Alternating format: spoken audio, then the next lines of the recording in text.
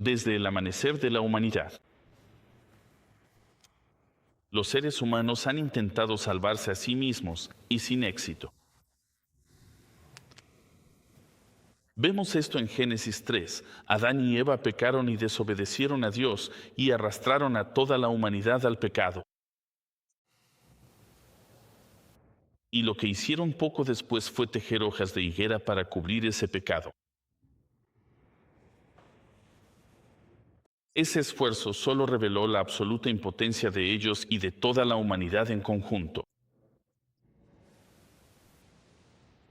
Y hoy hacemos muchas de las mismas cosas, pero hemos cambiado las hojas de higuera por sistemas religiosos, por el esfuerzo moral y por atajos espirituales. Pero esto solo resalta la impotencia. Y la mentira más antigua que hemos creído es que podríamos salvarnos a nosotros mismos. Esta es la rebelión más persistente del corazón humano. El pensar que podríamos ponernos en paz con Dios por nosotros mismos. Vemos estos sistemas y quiero resaltar algunos de ellos, así que, y verán un patrón, pero vemos algunos de estos. El primero que quiero destacar es el judaísmo rabínico. Dirán, ellos no niegan la existencia del pecado, pero lo definen de manera diferente. Lo definen como desobediencia a la Torá y creen que la humanidad tiene una especie de naturaleza igual de bien y mal dentro de sí. Esto es contrario a toda la escritura, obviamente. Y la solución que ellos ofrecen, aunque pueda parecer que tenemos algún tipo de paralelismo en el cristianismo, no es así. La solución que ofrecen es el arrepentimiento, el cumplimiento de la ley, oración y las buenas obras. El Islam. En su perspectiva, su pecado, creen que es el fracaso en someterse a Alá. No es corrupción heredada, solo el fracaso en someterse a Alá.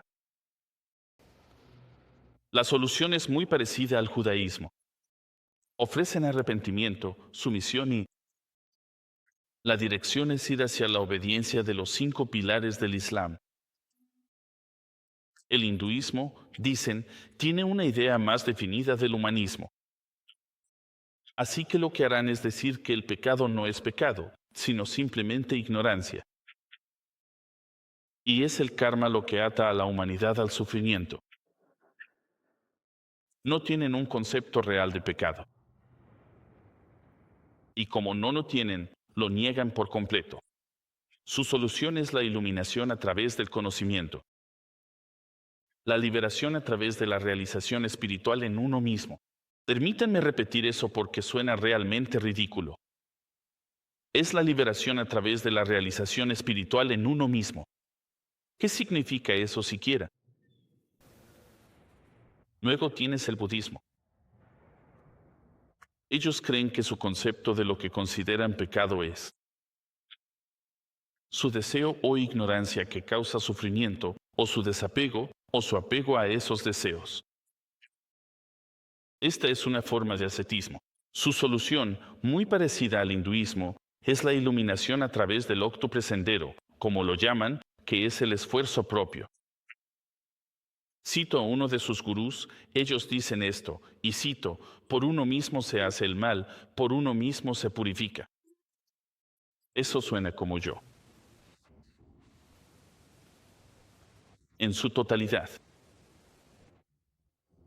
Muchos de estos siguen el mismo paralelo del confucianismo, el taoísmo y uno que quizá te sorprenda, o tal vez no, es el catolicismo romano. Ellos tienen una visión del pecado, obviamente basada en la escritura, pero empiezan a añadir a esos pecados. Y si conoces el sistema en sí, entenderás esto. Tienen estas categorías. Tienen pecados veniales y pecados mortales. Y te voy a dar una explicación de esto. Es porque, cuando le añaden cosas, se vuelve muy parecido al judaísmo rabínico. Uno de sus pecados mortales es faltar a la misa dominical. Dicen que faltar a la misa dominical sin una razón seria es un pecado mortal que te llevará al infierno. Así que su solución es aferrarse a estas creencias, rituales y prácticas para, básicamente, salvarte a ti mismo. Por eso hombres como Martín Lutero, el reformador alemán del siglo XVI, protestaron no solo contra el sistema católico romano, sino que, por defecto, yo diría que también estaba refutando a todos los demás. Él dijo sobre Romanos capítulo 3, escuchen lo que dice, y cito, este es el artículo principal y la piedra angular. Estos versículos por sí solos engendran el alimento del propio edificio, la piedra angular, y dice que preservan y defienden la iglesia de Dios, y sin ello, la iglesia de Dios no puede subsistir ni una hora, subsistir. Y esto es lo que él está diciendo. Romanos 3 es la verdadera piedra angular de toda la verdad del Evangelio. Si entiendes mal Romanos 3 y este pasaje, entenderás mal el Evangelio. Y hay muchos sistemas allá afuera, pero la cuestión es esta. No podemos simplemente inventar un sistema y decir, bueno, así es como el hombre se salva. Dios es quien lo dicta. Y no es como si él hubiera guardado silencio. Él lo dice muy claramente. Así que Martín Lutero dice que toda existencia como iglesia, como el pueblo redimido de Dios, se basa en esta obra. Si quieres ponerle un título, sería Justificación por la Fe. Pero voy a darte muchos otros títulos porque es tan sencillo como pensamos que es. Es profundo, sustancial. Verás, si Juan 3:16 es el regalo del Evangelio, porque de tal manera amó Dios al mundo que dio a su Hijo unigénito, si Juan 3:16 es el Evangelio, entonces Romanos 3, versículos 21 al 31, es la apertura de ese regalo. Y luego mirar dentro para ver su contenido. Es desempaquetar el Evangelio mismo. Y miramos dentro y pensamos para nosotros mismos qué es lo que hizo Dios. Y el mundo, no porque tengamos razón, el mundo lo entiende mal. Y la tendencia natural es salvarnos a nosotros mismos. Pero esto no es verdad, ¿verdad?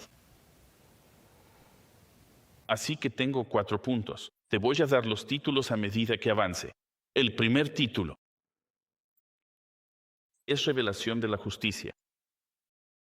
Revelación de la justicia.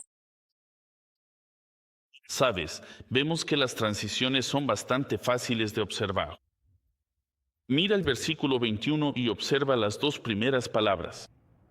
Él dice, pero ahora. Pablo nos está señalando una de las mayores transiciones que se encuentra en toda esta epístola. Es este recordatorio para que pensemos, bien, las 2 primeras mitades del capítulo 1, el capítulo 2 y la mitad del capítulo 3 nos han mostrado claramente la depravación del hombre. Nos ha obligado a mirarnos cara a cara y ver quiénes somos realmente. Las profundidades de la naturaleza pecaminosa heredada, con la que nacemos. La negación de esto anularía el Evangelio mismo. Así que Pablo no pierde mucho tiempo. Llega al capítulo 3 y comienza a exponer esto para nosotros. Pero veamos lo que ya ha dicho, solo para refrescar la memoria. Capítulo 1, versículo 18, dice, porque la ira de Dios se revela desde el cielo contra toda impiedad e injusticia de los hombres que detienen con injusticia la verdad. Versículo 22, profesando ser sabios. Se hicieron necios y cambiaron la gloria del Dios incorruptible por la imagen en forma de hombre corruptible. y de aves, y de cuadrúpedos, y de reptiles. Por eso Dios los entregó a los deseos de sus corazones, a la impureza, para que deshonraran entre sí sus propios cuerpos. Versículo 26 dice, por esta razón Dios los entregó a pasiones vergonzosas, porque las mujeres cambiaron el uso natural por el que es contra naturaleza. De la misma manera, también los hombres dejaron el uso natural de la mujer y se encendieron en su lascivia unos con otros. Hombres con hombres cometiendo actos indecentes y recibiendo en sí mismos la retribución debida a su extravío. Versículo 29. Estando llenos de toda injusticia, maldad, avaricia, malicia, llenos de envidia, homicidio, contienda, engaño, malignidad. Son murmuradores, detractores, aborrecedores de Dios, insolentes, arrogantes, jactanciosos, inventores de males, desobedientes a los padres, sin entendimiento, indignos de confianza, sin afecto natural, sin misericordia. ¿Eso te está dando una idea clara? Capítulo 2, versículo 5. Pero por tu terquedad y tu corazón no arrepentido, estás acumulando ira para ti mismo, en el día de la ira y de la revelación del justo juez de Dios. Capítulo 3, versículo 12. Todos se han desviado. Para ti se han vuelto inútiles. No hay quien haga el bien, ni siquiera uno solo. Su garganta es un sepulcro abierto. Con sus lenguas no dejan de engañar. Esto está mostrando una realidad que no queremos ver, pero que tenemos que ver. Y él dice esto, resume todo esto con lo que es el problema principal. Versículo 18, capítulo 3, no hay temor de Dios delante de sus ojos. Por eso hacen lo que hacen. Por eso tú y yo hicimos lo que hicimos cuando no habíamos sido rescatados por Cristo en el Evangelio. Así eras tú. Hasta este punto, podemos ver la desesperación misma de toda la humanidad. La profunda oscuridad es cegadora. Vemos esto. Estamos buscando a tientas en la oscuridad espiritual, y no podemos agarrar lo que intentamos tomar, pero pensamos para nosotros mismos, bueno, vamos a encontrar la manera. Pablo nos dice eso. Nuestras bocas están cerradas bajo la ley, que nos revela nuestra ceguera espiritual. La ley no puede revelar la luz. Déjame decirte algo. La ley no revela la luz. Solo revela aún más oscuridad. Eso es lo que hace. Vemos esto porque Él nos dice en el capítulo 3, en el versículo 20, dice, porque por las obras de la ley, ningún ser humano será justificado delante de Él, nadie. Y esto es un juego de palabras. ¿Lo ves, verdad? Versículo 18. Dice que no hay temor de Dios delante de sus ojos. Y luego, en el versículo 20, dice, nadie puede ser justificado delante de su vista. Porque por medio de la ley viene el conocimiento del pecado. La ley solo puede hacer una cosa, puede acusarte. Incluso por la gracia de Dios, puede mostrarte que tienes un problema y no puede ser ignorado. Cumplir la ley no salvará a nadie y nunca ha salvado a nadie.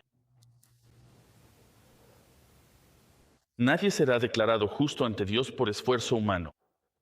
Nadie. Entonces, ¿cuál es la respuesta? ¿Cuál es la respuesta? Versículo 21, pero ahora. Algunos de los versículos más importantes de la Biblia. Empieza de esta manera. Hay una gran transición que está a punto de suceder. ¿Sabes? dejando a un lado las discusiones que está teniendo. Volverá sobre algunos de ellos, pero los dejará de lado. Y él dice, pero ahora, y luego usa, voy a leer para ti ahora mismo, pero usa la ley. Él usa la palabra ley, que es nomos en griego, pero la utiliza de dos maneras. Y así es como vamos a entender este pasaje, porque si no sabes lo que Pablo está haciendo con las palabras, entonces lo vas a malinterpretar. Así que la usa de estas dos formas. Ahora, aparte de la ley, dice. La primera manera en que la usa, aparte de la ley, es que la está usando en el sentido de decir que esto es legalismo. Tú esforzándote por justificarte a ti mismo aparte de tu legalismo. Y la segunda manera en que la usa, ves que la justicia de Dios ha sido manifestada, siendo atestiguada, y luego la usa de nuevo por la ley y los profetas.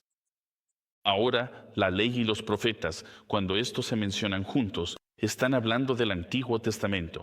Él habla de la ley, ahora está hablando de la Torá. Así que no está dejando de lado la palabra de Dios. No está diciendo que la ley sea mala. Eso no es lo que él está diciendo. La ley es buena. Tu uso de la ley es malo. Intentar justificarte a ti mismo mediante una forma de legalismo es incorrecto. Es una ofensa para Dios. Así que captamos un atisbo de esto, ¿verdad? Porque en el capítulo 1, mira el capítulo 1. En el versículo 17, vemos un atisbo de esta frase que él también usa, la justicia de Dios. Él dice en el versículo 17, porque en él la justicia de Dios se revela por fe y para fe.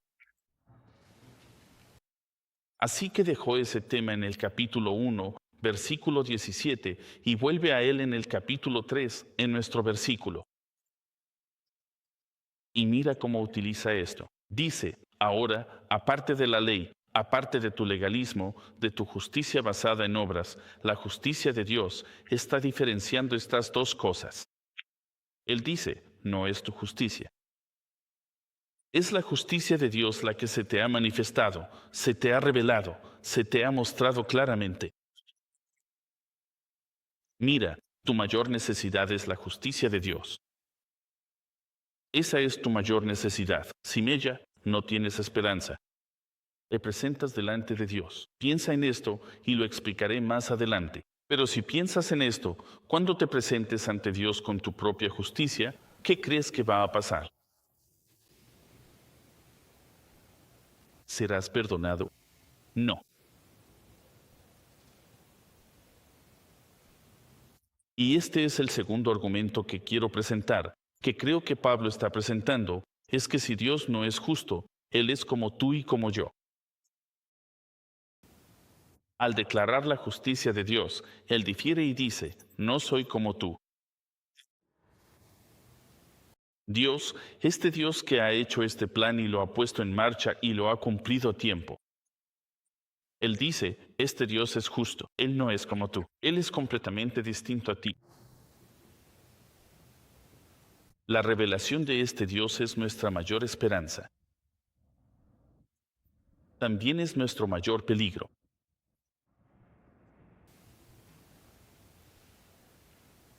Pero aquí, Pablo nos dice que, sin embargo, es una manifestación mayor en el sentido de revelación de Cristo, era conocido de antemano. Esto es lo que nos está diciendo. Mira, dice, siendo testificados por la ley y los profetas, todos estos santos del Antiguo Testamento que confiaron en Dios, ¿verdad?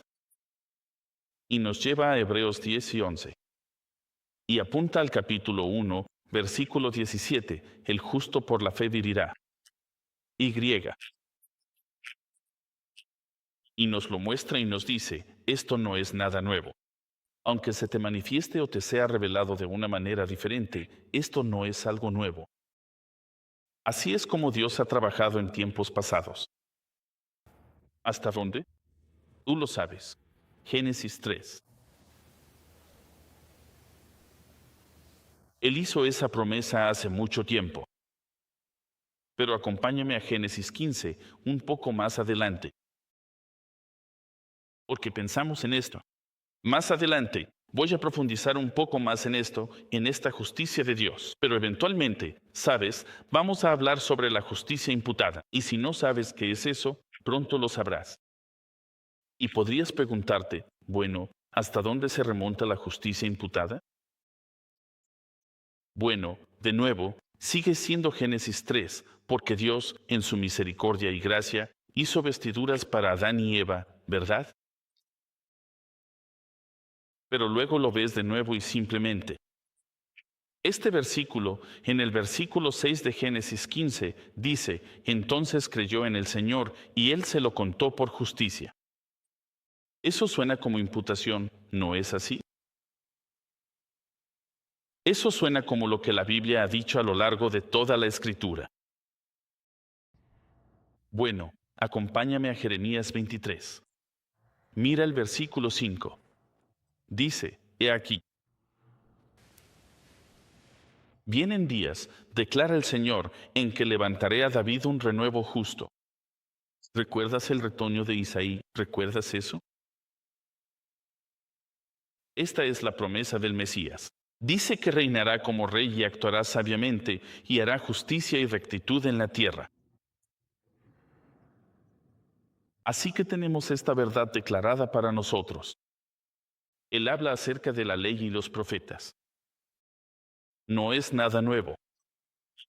Ve todo el camino hasta Hechos capítulo 10 y veremos si el mensaje ha cambiado.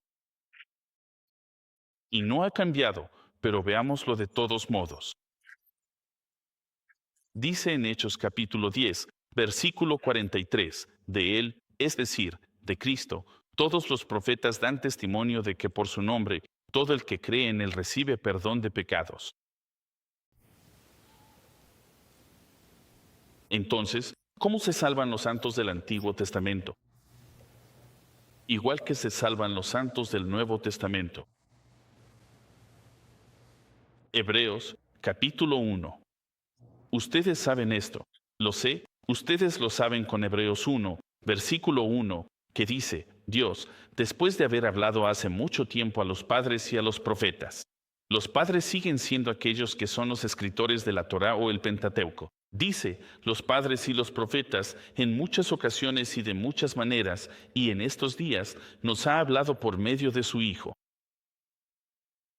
Esta es la revelación de la justicia de Dios. Cristo es la justicia del Señor. Y esto es lo que nos dice este pasaje. Es como decir, mira, no puede ser de vista corta. Y ya te di la respuesta. Bueno, ¿cómo se revela esta justicia? Nos dice, versículo 22, a una justicia de Dios por medio de la fe en Jesucristo para todos los que creen. Esta mayor revelación, la mayor revelación de Dios, es su salvación, redimiendo a los pecadores por medio de la fe. Sabes, pensamos en todas estas cosas, en todo lo que el Señor ha logrado, pero más literalmente, más en producir. Lo que Dios siempre quiso hacer fue esto. Escucha, el valor, piensa en esto, porque Él habla de, aquí, la justicia de Dios por medio de la fe en Jesucristo. Él nos está diciendo que esta es la justicia de Dios. Así es como deberías responder a esta revelación, con fe. Y el valor de nuestra fe se encuentra únicamente en el objeto de nuestra fe, ¿verdad? Que es Cristo, de valor infinito, el Dios hombre. Poner tu fe en cualquier otra cosa sería completamente inútil. No haría nada por ti. Sabes, Juan 1:1, en el principio era el verbo y el verbo se hizo carne. Juan 1:14 nos dice que este Dios hombre entra en nuestro mundo tan depravado, como ya leímos, para hacer lo que solo Él podía hacer. Y en esa revelación, Él nos muestra la gloria de su justicia. Sabes, porque muchas veces, déjame. Te digo que a veces vemos la evangelización de manera equivocada. El propósito mismo de la evangelización es que las personas entiendan exactamente de qué habla este pasaje, que la gente llegue a conocer a Cristo. La razón principal por la que Dios salva es para traer gloria a sí mismo. Ahora vemos esto y pensamos, bueno, pensaba que la historia del Evangelio se trataba completamente de mí. No es así.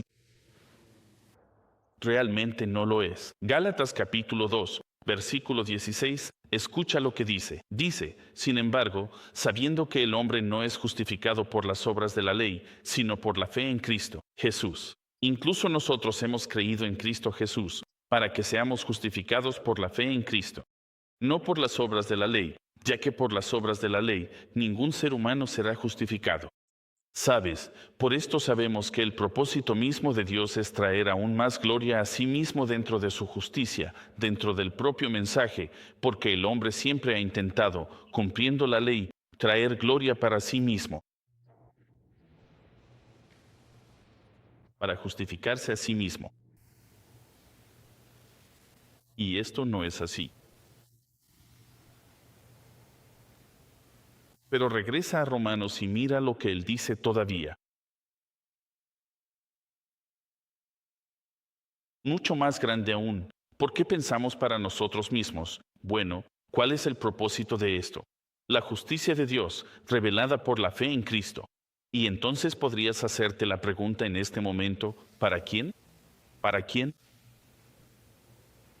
Y Él nos dice, esto es para todos los que creen. Podrías traducir esto como todos los creyentes. ¿Ves? Se ofrece a todos. No hay discusión ahí. El Evangelio está completamente abierto. Pero algunos simplemente no creerán. En Juan capítulo 6.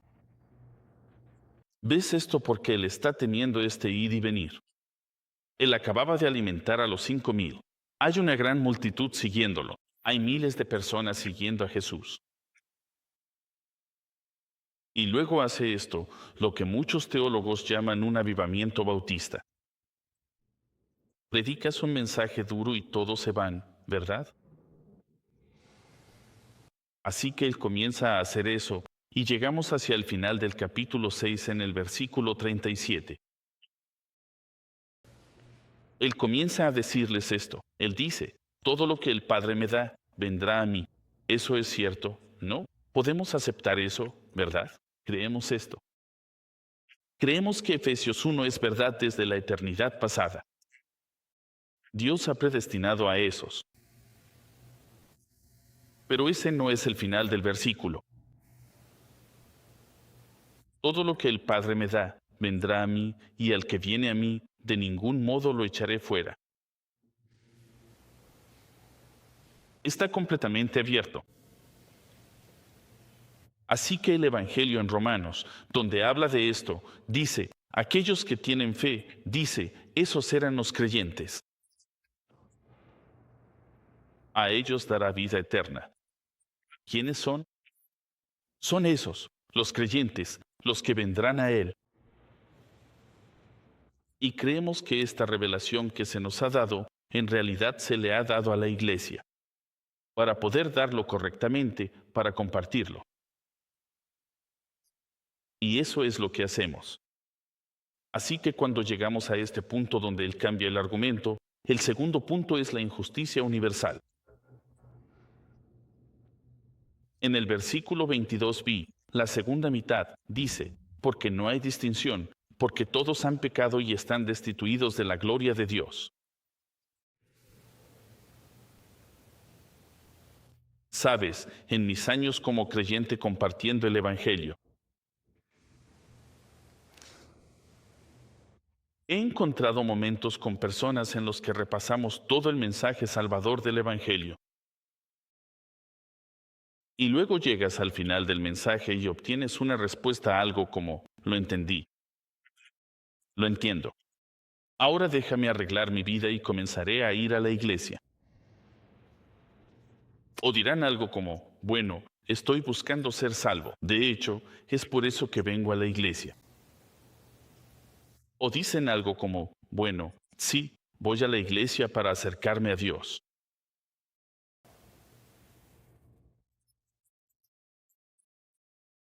La manera en que el corazón pecaminoso procesa las cosas, y nosotros también pensábamos así antes. Y es la posición predeterminada del corazón buscar una forma de hacer algo para obtener la salvación. Pero tenemos que señalarles la realidad o la belleza de su propia desesperación, su condición delante de Dios. Y Él los trae de vuelta. Así que Pablo dice, entiendo que vas a escuchar esto y vas a desviarte de nuevo. Así que Él dice, déjame simplemente traerte de vuelta. No hay distinción, no hay diferencia aquí. Todos están en el mismo barco. Toda la humanidad está perdida, muerta y ciega. Él va más allá y dice en el versículo 23, porque todos han pecado y están destituidos de la gloria de Dios. Él dice, la posición que tienes ahora mismo no te ayuda en absoluto. Incluso el hecho de que pienses que vas a hacer algo en realidad está haciendo lo contrario. Te está alejando aún más de Dios. Todos nuestros esfuerzos son inútiles. Y con un suave empujón diría,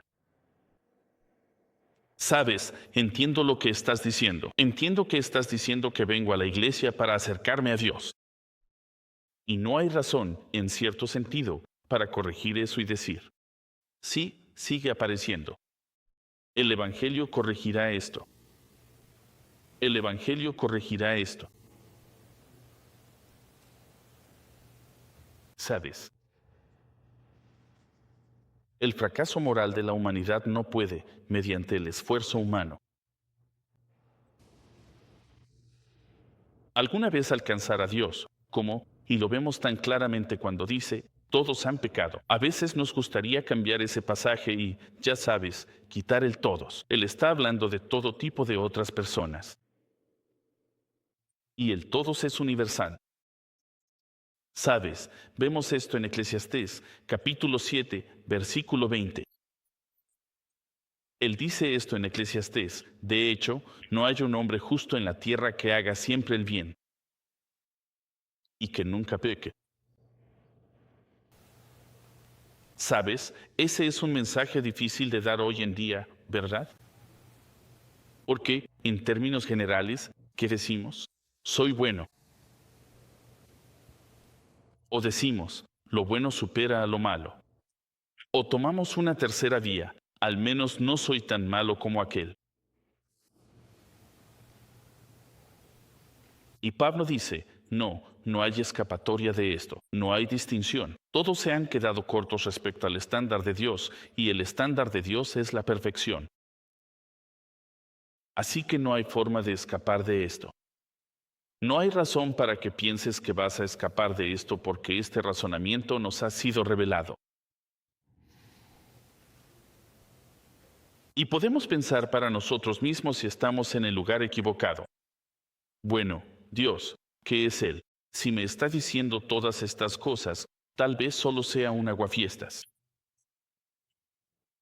Él quiere quitar este pecado y es lo que me da alegría. Pero la verdad es que eso es lo que te está matando. Pero no es que Él trate de ser un aguafiestas, sin recordarnos continuamente la perdición del hombre. No tendríamos ninguna vía para la gracia. No tendríamos manera alguna de entender que necesitamos un Salvador. Y que Cristo muriera en la cruz, al menos para esa persona, sería en vano. Romanos 11, versículo 32, dice esto, porque Dios encerró a todos en desobediencia para tener misericordia de todos. ¿Entiendes eso? ¿Lo ves ahora porque piensas, wow, Dios encerró a todos en desobediencia? Sí, porque necesitas verlo. Tienes que entender, de lo contrario no se te mostrará misericordia. esta revelación del Evangelio no tendría sentido para ti. Así que él dice, no, no hay justo. No, ni uno solo. Todos han pecado. El tercer punto es la justificación por gracia. Justificación por gracia. El versículo 24 dice, siendo justificados gratuitamente por su gracia, mediante la redención que es en Cristo Jesús. Sabes, hay mucho que entender de los versículos 24 al 26, ¿de acuerdo? Voy a leerlos y luego te voy a dar algunos puntos destacados. Pero no quiero hacerlo complicado. Déjame leer el resto del pasaje. El versículo 25 dice, a quien Dios exhibió públicamente como propiciación por su sangre mediante la fe. Esto fue una demostración de su justicia, porque en su paciencia Dios pasó por alto los pecados cometidos anteriormente para la demostración. Digo, de su justicia en el tiempo presente, para que Él sea justo y el que justifica al que tiene fe en Jesús. ¿Ves algunas de las palabras ahí? No sé, voy a resaltar algunas de ellas para ti. Tienes, exhibió, demostró o demostrar y luego demostrado. Tienes de nuevo la justicia de Dios. De nuevo, ¿cuál es el punto central de esto? En todo esto tenemos la doctrina de la salvación, que la Iglesia, a lo largo de los siglos, ha mantenido tan cerca. ¿Por qué razón? Por todo lo que Él es, todo lo que Dios es. Tenemos la doctrina de la sola fide en el versículo 26. Tenemos la sola gratia en el versículo 24.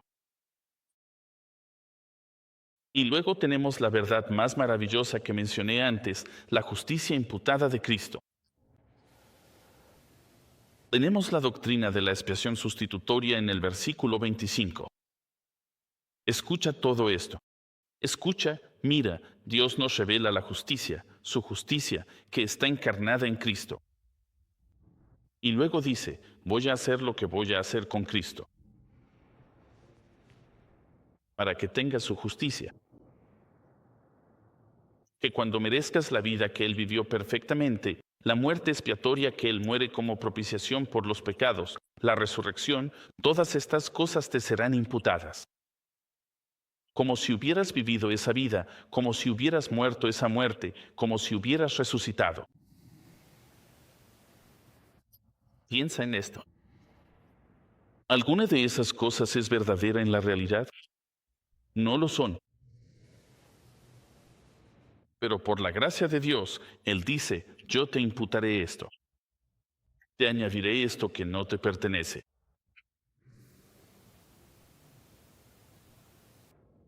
Y vemos, como dije, la doctrina de la expiación sustitutoria, que es asombrosa. Él usa la palabra propiciación. Y dice, en la sangre, todo esto apunta a las sombras del día de la expiación. Una práctica que habían estado haciendo durante siglos, que mataban a estos animales inocentes, ¿verdad? Mostrándonos la imagen misma de la cruz y diciendo, mira, esta es la preparación, la sangre siendo rociada sobre el propiciatorio.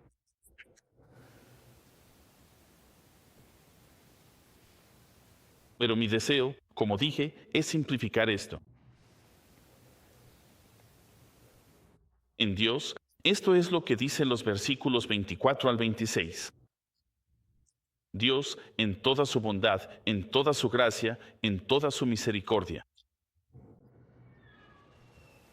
le dice a toda la humanidad,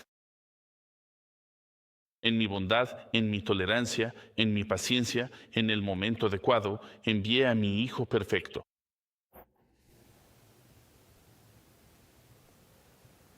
Y luego lo que hice fue ponerlo en exhibición.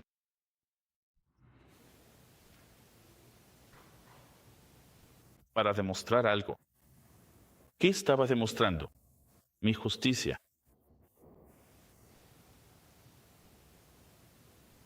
lo crucificaría para que todos lo vieran, para que todos lo vieran. Porque la luz del Hijo de Dios brillaría en nuestra propia oscuridad. Que el capítulo 1 y el capítulo 2 hasta el capítulo 3, Él dice, míralo, míralo. Mira la oscuridad en la que estás. Y luego ese sol es colocado en lo alto. Como dijo Jesús, Él dice, no me levanten, como la serpiente fue levantada en el desierto, y ustedes mirarán hacia arriba.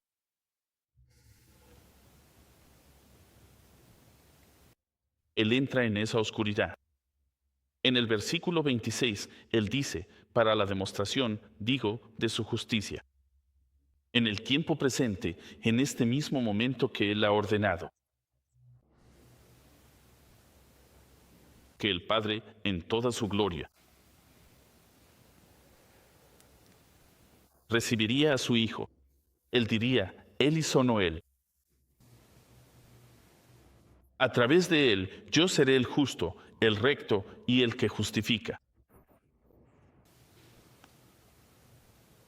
Mira, vemos esto en Hechos capítulo 2. Vemos esto de la mejor manera en la predicación de Pedro. El primer sermón.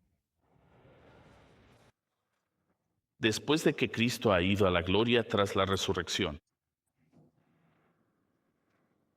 Él cuenta en el versículo 22, el día de Pentecostés, que el Espíritu Santo había descendido sobre ellos y los había hecho valientes. Y salen a predicar a estos cientos de miles de personas que están en Jerusalén por la Pascua, y Él les hace señas. Él dice, hombres de Israel. Él dice, escuchen estas palabras.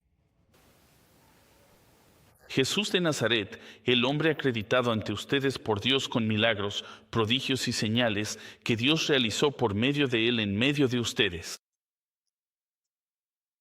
Tal como ustedes mismos saben, a este hombre, entregado por el plan predeterminado y el conocimiento previo de Dios, ustedes lo clavaron en la cruz por manos de hombres impíos y lo mataron.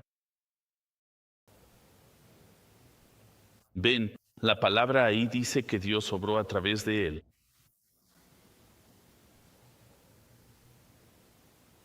Lo puso en evidencia, me entregó.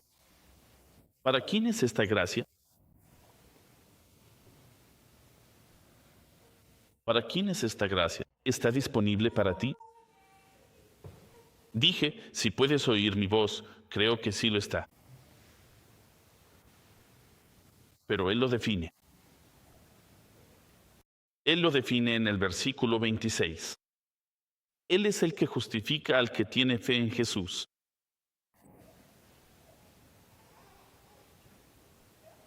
¿Ves la naturaleza de Dios? El Padre, el Hijo, el Espíritu Santo. La naturaleza de Dios es ser un Salvador. Esta siempre ha sido su naturaleza. Lo ves a lo largo de todo el Antiguo Testamento. Quiero decir, acompáñame a Isaías 45. Quiero resaltar solo una porción de la Escritura en Isaías. Esta es la naturaleza de Dios. Esto es en lo que Él se deleita, creo yo.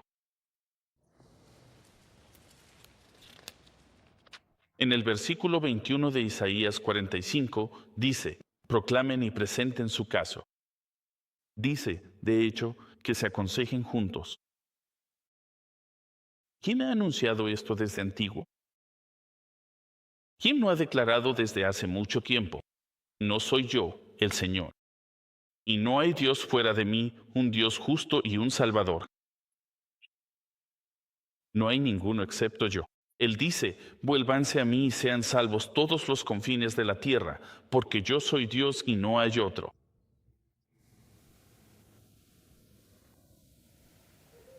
He jurado, dice, por mí mismo. La palabra ha salido de mi boca en justicia y no se retractará. Él dice, voy a cumplir mi palabra. Y entonces recordarán este versículo, que en mí toda rodilla se doblará y toda lengua confesará lealtad. ¿A qué le suena eso? ¿Saben de dónde viene eso? Al nombre de Jesús, toda rodilla se doblará. Dios, en su paciencia, nos ha provisto un Salvador. Vuelvan a Romanos porque quiero darles una cita. De Martín Lutero, que resalta precisamente este entendimiento. Y él dice esto, Martín Lutero dice esto: la fe sola se aferra a la promesa. Cree en Dios cuando Él da y recibe lo que Él ofrece. Juan Calvino dijo esto sobre este mismo versículo: la justicia de Dios se revela no por la ley, sino aparte de ella. Porque la ley exige lo que no podemos dar, pero el Evangelio da gratuitamente lo que la ley requiere. Miren, solo Cristo ha satisfecho la justicia de Dios. Hay muchas personas que dirían: bueno, no, ese no es el Evangelio. Dirán que la propiciación no es un lenguaje que se use en la Escritura para decir que Jesús está apaciguando a Dios, pero eso es exactamente lo que está sucediendo. Tenía que haber un sacrificio. Y Cristo hizo eso. Él satisfizo la justicia y la ira de Dios. Y recibimos, no porque lo merezcamos, sino que recibimos misericordia y gracia. Porque Él murió. Para la justificación de todos aquellos que creerían. Vemos esto en uno de los versículos más grandes que encontramos en la Escritura, en 2 Corintios 5. Esto explica la propiciación, esta justicia imputada. Nos dice en el capítulo 5, versículo 21, Él hizo que Él, es decir, Cristo, que no conoció pecado, perfecto, inmaculado Cordero de Dios, fuera hecho pecado por nosotros, para que nosotros llegáramos a ser la justicia de Dios en Él. ¿Y ves cómo todo esto nos une ahora? Él dice: yo revelaré. La justicia de Dios, que es Él, es Cristo. Él dice: si llegas a creer, entenderás esto, que quitaré tu ofensa contra Dios. La pondré sobre Él y te daré mi justicia.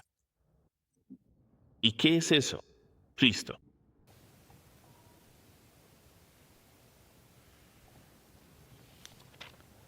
Regresa a Romanos. Él es. Esto nos va a llevar al punto donde la mayoría va.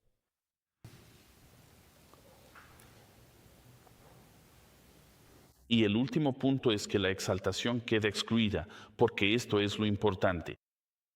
Aquí es donde nosotros, y tal vez dentro de nuestro entendimiento pecaminoso, y si estás aquí y no conoces a Cristo, probablemente esto es lo que piensas.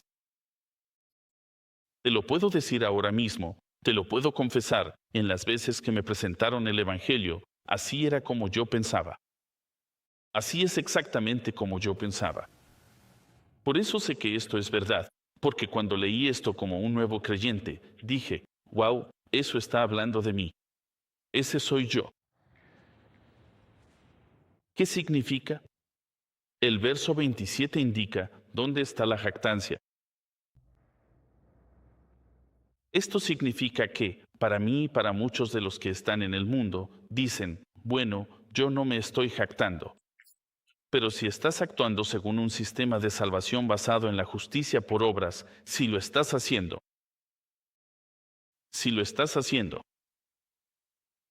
te estás poniendo a ti mismo como el centro de todo lo que debe ser redimido. Todo está en mí. Voy a encontrar la verdad en mí mismo y entonces todo se trata de uno mismo. Así que si hay jactancia, y él lo explica y hace esta pregunta, la pregunta que hace es: ¿dónde está la jactancia? Y luego responde de esta manera: está excluida. Pero me encanta el lenguaje en el griego original. La traducción literal es: está cerrada fuera. La puerta se cierra de golpe en su cara. No tiene espacio, ni puerta abierta, ni coparticipación. Nada de eso ocurre en el Evangelio. Él dice que no hay jactancia. Pregunta que Leahy promete explicarla. Pero antes, veremos otra cita. Si procesamos esto correctamente, ¿cuáles son las preguntas que nos haríamos? ¿Y qué pasa con la gracia? ¿Y qué pasa con el pensamiento y la jactancia que dice, bueno, no es que entendí el Evangelio, entonces soy mejor que mi vecino? No, no. John MacArthur dice esto. Cita, la salvación solo por gracia, solo por fe, no deja lugar para el orgullo, ni lugar para los méritos, ni lugar para la contribución humana.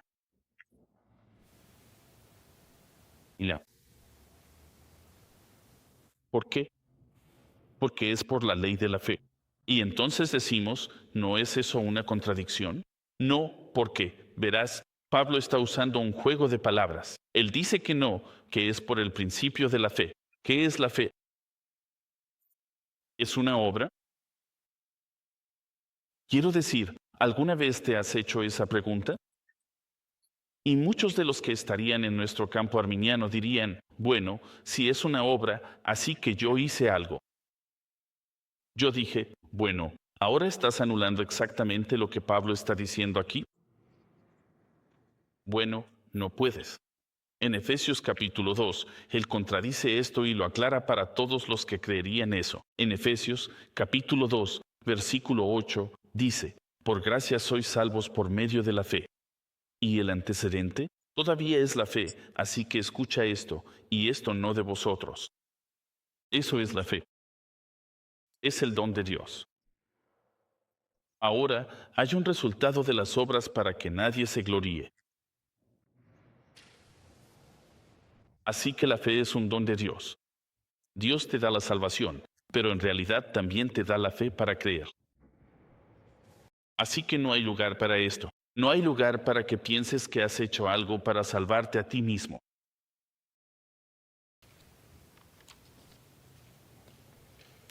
Así que Pablo nos lleva de regreso al tema de la exclusión judía y la salvación. ¿Recuerdas esto? Él está hablando de esto. Los judíos estaban cayendo un poco en esto. Bueno, la salvación es de los judíos, y es cierto por herencia, pero luego su salvación empezaron a atarla a la herencia, como si hubieran nacido en esto. Así que él vuelve a hacer este mismo argumento. Y les dice, porque sostengo que el hombre es justificado por la fe aparte de las obras de la ley, o es Dios. ¿El Dios de los judíos solamente? ¿Entiendes la pregunta? ¿No es también el Dios de los gentiles? También, dice él, sí, de los gentiles también. ¿Entiendes eso? Incluso aquí, él está argumentando por algo que ya estaba ocurriendo incluso en la iglesia. Estaba ocurriendo en Galacia, estaba ocurriendo en Colosas, estaba ocurriendo en Filipos. Lo vemos llegar a un punto crítico en el libro de los Hechos, donde Pablo tiene que confrontar a Pedro cara a cara. Él habla de esto en Gálatas. ¿Por qué? Porque, nuevamente, estos judaizantes que habían llegado a la fe estaban empezando a tratar de mezclar estas cosas. Hablé de esto el domingo en una introducción a Colosenses. Empezaron a intentar mezclar estas cosas y se convirtieron en integracionistas, como si tuvieras que ser judío y cristiano para ser salvo. Dijo que no, excluyendo a los gentiles. Digo, no es para ellos. Y esto podría ser igual incluso en la iglesia hoy en día, ¿no es así? La lucha que tenemos, ¿qué? Este mensaje que tenemos, ¿por qué es que lo guardamos para nosotros mismos? ¿Cuál es el propósito de esto? ¿No es acaso que logremos lo que incluso los israelitas y los hebreos realmente no consiguieron? ¿Que realmente evangelicemos al mundo? En Isaías 54. Versículo 5 dice esto, dice, porque tu esposo es tu hacedor, cuyo nombre es el Señor de los ejércitos, y tu Redentor es el Santo de Israel, quien te ha llamado. Ha llamado a todo el Dios de toda la tierra. Así que él aclara esto, este no es solo el Dios de ustedes, este es el Dios de toda la tierra. Esto es lo que debe proclamarse, y ustedes no lo están haciendo. Lo dice de nuevo, y lo vemos en Zacarías, en el capítulo 2 de Zacarías. Escuchen Zacarías capítulo 2, y en el versículo 11 dice, muchas naciones se unirán al Señor en aquel día y serán mi pueblo. Entonces habitaré en medio de ti, y sabrás que el Señor de los ejércitos me ha enviado a ti. Y vuelvo a Isaías, regreso a Isaías, capítulo 19, versículo 23. Es una porción más larga de las Escrituras, pero escuchen esto. En aquel día habrá una calzada desde Egipto hasta Siria. Permítanme decirles que esto aún es futuro. Para que lo entiendan, esto es profético. Pero dice esto, habrá una calzada desde Egipto hasta Asiria, y los asirios vendrán a Egipto, y los egipcios a Asiria, y los egipcios adorarán junto con los asirios. En aquel día, Israel será el tercer miembro junto con Egipto y Asiria, y una bendición en medio de la tierra. A quienes el Señor de los ejércitos ha bendecido, diciendo, bendito sea Egipto, mi pueblo, y Asiria, obra de mis manos, e Israel, mi heredad. Este siempre ha sido el plan. Sin exclusión, Efesios capítulo 3, y en el versículo 6 dice esto, dice, siendo específico, que los gentiles son copartícipes. Y copartícipes de la promesa en Cristo Jesús por medio del Evangelio. Verás, la fe no excluye a ningún grupo de personas. Solo el pecado hace eso. El pecado sí crea una línea divisoria. Y luego, la fe no abole la ley. En el versículo 31 dice, entonces anulamos la ley por la fe. De ninguna manera. Dios no lo permita, dice. Al contrario, confirmamos la ley. La fe no abole la ley, no la deja de lado. Se establece precisamente por el cumplimiento de su propósito. Y lo explicaré de esta manera. A quien llega a la fe en Cristo se le ha dado la naturaleza de Cristo que desea la voluntad de Dios en la vida de esa persona. Antes no tenías problema con el pecado, vivías en él. De hecho, tu propósito en la vida era seguir en eso. Pero después de venir a Cristo, esa naturaleza ha cambiado. La naturaleza de la salvación es que ya no eres el mismo. Puedes verlo en el Salmo 40, versículo 8. Este debería ser el clamor del corazón de todo creyente, porque me deleito en hacer tu voluntad.